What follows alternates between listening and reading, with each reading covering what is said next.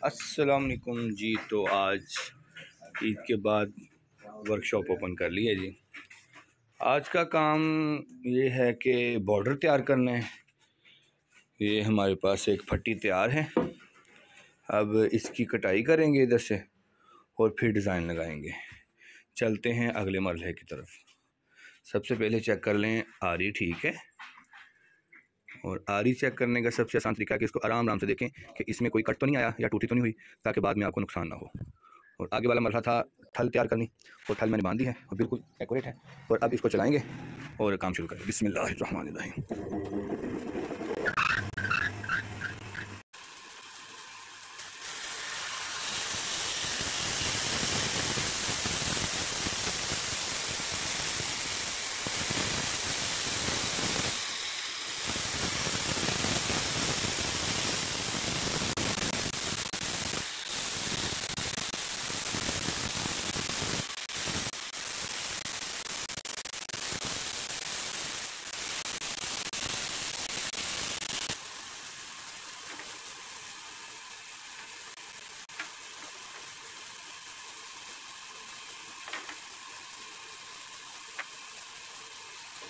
रुको जरा, सबर करो।